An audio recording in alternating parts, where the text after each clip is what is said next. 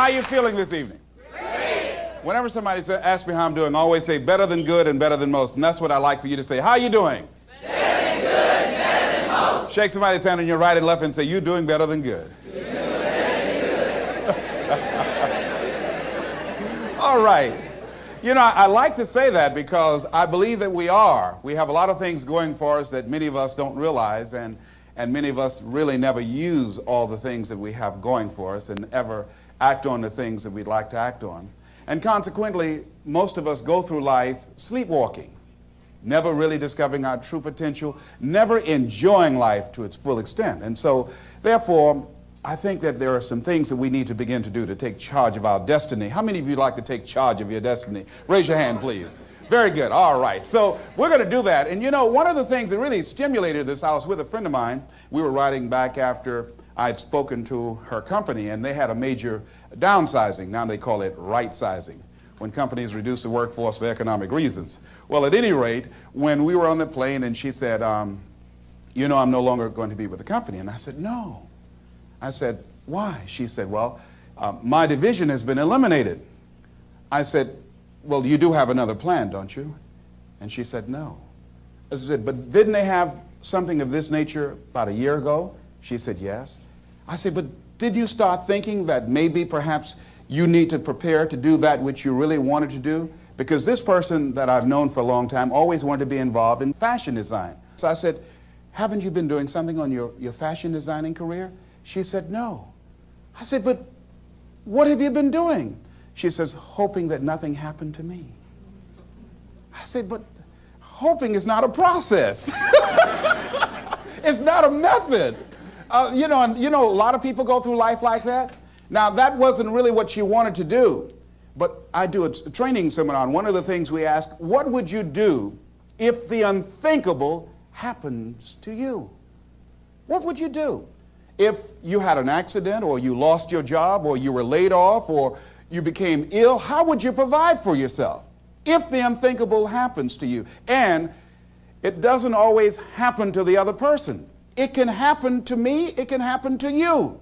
But most of us go through life thinking that, well, just maybe it won't happen to me. That we'll just read about somebody else that will happen to us. Talking to a friend of mine by the name of Maria, who is wheelchair bound, and she said that she had an experience in her life that taught her that she's not immune from life, because she was diagnosed as having muscular dystrophy at age 15, and she figured that was tragic enough. But 2 years ago, because of a malfunctioning wheelchair, she fell out of a van, struck her head, and suffered a closed head injury.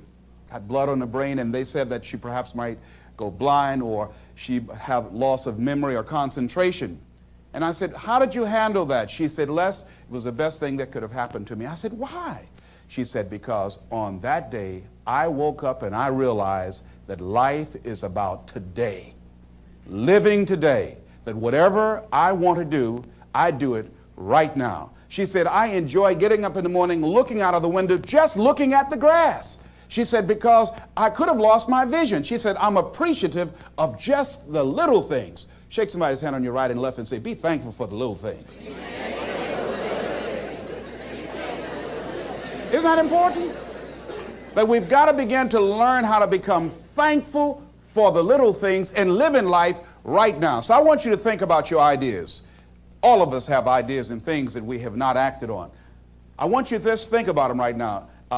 E.L. Simpson said that an idea should be like a pen. You know, that a pen that you sit on and you jump up right away to do something with it. So I don't want you to just think about it. I want, when you leave here, I want you to jump and do something with it, all right? Now, so think about this idea. What does it take to be in charge of your destiny? Well, you got to begin to develop some skills, and you got to ask yourself a question. What do you have going for you? What is it that you have going for you right now that's a real plus for you? What is it that you have going against you? What kind of training do you require? What is it that you need to learn? See, you make money only one of three ways in an economy of this nature. You have to have a skill, like I've developed the skill to become a speaker, or have some specialized knowledge, or have a particular product or service that you can provide for the public. John H. Johnson of Ebony Magazine said something very important. He says, there is no defense against an excellence that meets a pressing public need. So any idea that you have, it must fulfill a need for somebody. Once you think about it. Now here's the next step. Don't worry about the fact that you don't have all the things you need in order to make it happen. Decide that you're going to do something about it. Become an active force in your life. See, you've got some talents and abilities right now you have that if you don't challenge yourself to use those talents and abilities, you'll never ever discover the full effect that they can have on achieving all the things that you want to achieve. Most people go through life never using the power they have. You have enormous power to begin to create all the things that you want in your life experience that most people go through life never using. I travel a lot speaking around the country, and I was out of Detroit for around 2 months. I came back to the airport, went in the parking lot, put my key in the ignition, turned the key. Can anybody tell me what happened? Can you tell me why the car did not get started? The battery was dead. Why was it dead? I had not been using it. Repeat after me, please. If you don't use it, you lose it. See, ladies and gentlemen, if you don't use your talents, if you don't use this power, this force that you have within you, you're going to lose it. If you have the ability to write, and if you don't write, you're going to lose the ability to write as well as you do right now. If you have the ability to play an instrument, the world's greatest said that if I miss a week of practice, I know it. And if I miss 2 weeks, the critics know it. And if I miss 3 weeks, my audience knows it. If you have the ability to draw well, and if you don't use that talent eventually, you're going to lose it. If I don't speak often, and at one point in my life, I missed speaking for around 6 months. And when I came up before an audience, I was rusty. I could not get my thoughts together. I could not have the power, the kind of confidence that I needed in order to make it happen. So whatever you want to do, whatever idea that you have, the longer that you're sitting on that idea, you're either creating or you are disintegrating. If you're not using it, your skills are diminishing every day. And there goes a second.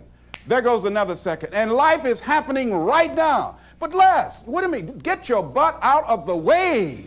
So many people have gone to their graves, never discovered their true potentials because they allowed their butts to stop them. But I don't know what to do. No, that's not really true. I was on a television program the other day. A lady called in and she said, there's something I'd like to ask you. And I said, what is it? She said, well, I have this thing I want to do, but I've been unemployed. I lost my job for 2 years. I haven't been able to find a job. I don't have the money and I don't have the contacts and I really don't know what to do. I said, excuse me. I said, the fact that you don't have the money or the contacts really is not the issue. I said, what's the real issue? She said, what do you mean? I said, what's stopping you from doing what you want to do? She said, well, I don't know. I said, but if you did know, what would your answer be? She said, well, I think maybe I'm afraid. I said, what are you afraid of? Maybe I might fail. See, a lot of people allow fear to stop them from living their dream. Answer your calling. Whatever you're called to do, don't count yourself out. Don't say, I can't do that. Many of us go through life saying no, and you don't even know what you're saying no to.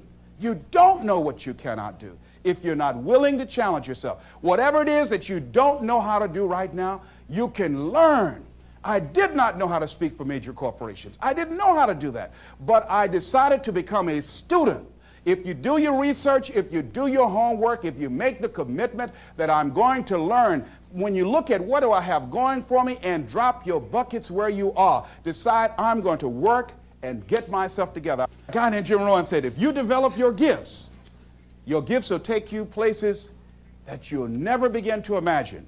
And I decided to do one thing. All my life, I've been a jack of all trades and master of none. I mean, I did a little of everything. I was a disc jockey. I was a state representative. I used to be an MC. I used to do public relations work. I used to do door-to-door sales. I did a whole lot of things. But I decided that I was going to do one thing, and I would master that. And after mastering the art of speaking, then I would become a trainer. And after doing that, then I said, I must become a businessman. Just find one thing.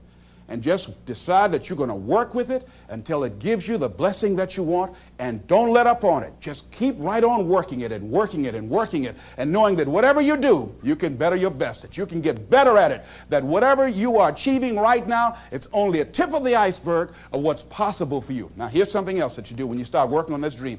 Give it everything you got. See, put your heart in it. Most people, when they're working on dreams, they don't give it everything they have. I heard a guy say in a book, the title of it was, All You Can Do Is All You Can Do. And all you can do is enough. Well, see, most people don't do all they can do. Most people go through life holding back.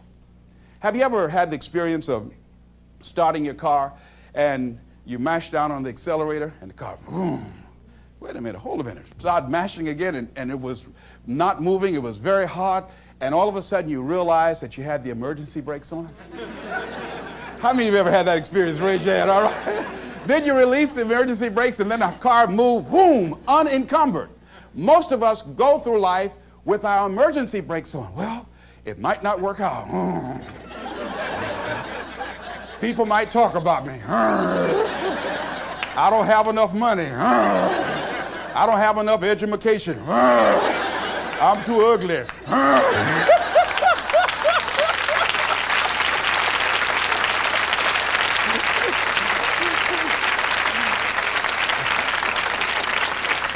Shake somebody's hand on your right and left and say, what you have is enough.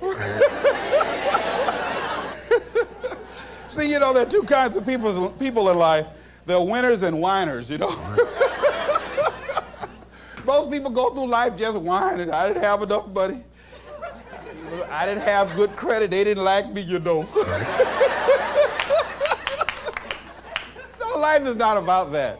See, the major key to your taking charge of your destiny is you. I mean, if you have the credit of Ross Perot, that will help.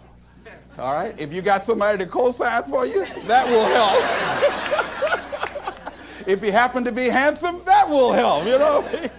If you have people who will support you, that will help. But all of those things are secondary. The major key to your taking charge of your destiny is you. It's you.